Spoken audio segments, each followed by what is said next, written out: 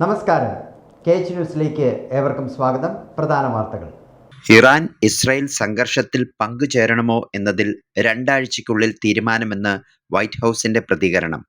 വിഷയത്തിൽ president Donald Trump തീരുമാനമെടുക്കുമെന്നും White House വ്യക്തമാക്കി.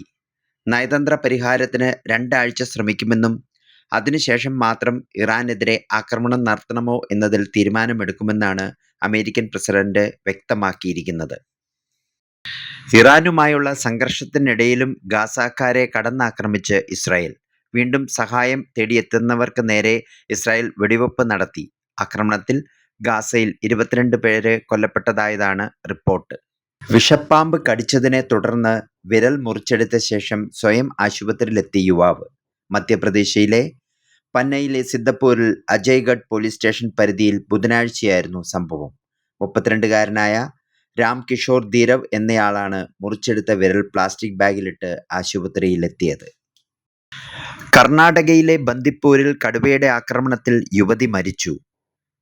ചരമജഗനഗർ ജില്ലയിലെ ദേശിപുര കോളനി നിവാസി ഹാദിയ പുട്ടുമ്മ ആണ് മരിച്ചത്. ബന്ദിപ്പൂർ കടുവ സംരക്ഷണ കേന്ദ്രത്തോട് ചേർന്നാണ് യുവതി താമസിച്ചിരുന്ന ദേശിപുര കോളനി. അഹമ്മദാബാദിൽ അപകടത്തിൽപ്പെട്ട ബോയിങ് വിമാനത്തിന് തകരാറുകളില്ലായിരുന്നുവെന്ന് എയർ ഇന്ത്യ CEO ക്യാമ്പബെൽ വിൽസൺ. ലണ്ടനിലേക്ക് പറക്കും വരെ ഒരു പ്രശ്നവുമില്ലായിരുന്നുവെന്ന് CEO വ്യക്തമാക്കി. എഞ്ചിൻ പരിശോധനകൾ കൃത്യമായി നടന്നിരുന്നു.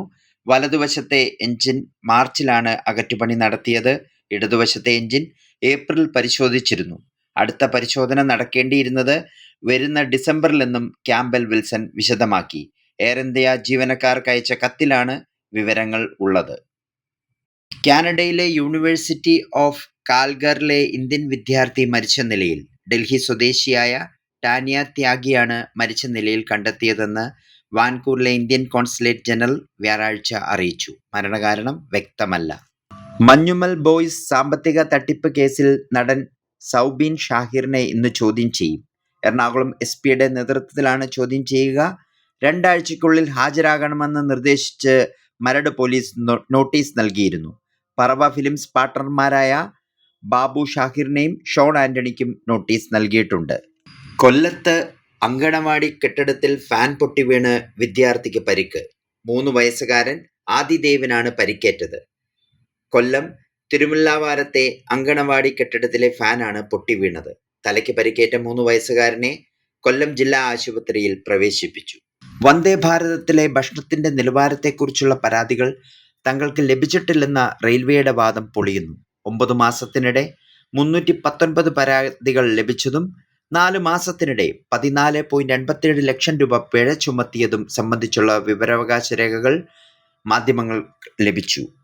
കേരളത്തിലോടുന്ന വന്ദേ ഭാരതത്തിൽ നിന്ന് മാത്രമാണ് ഇത്രയും പരാതികൾ ഉണ്ടായിരിക്കുന്നത്.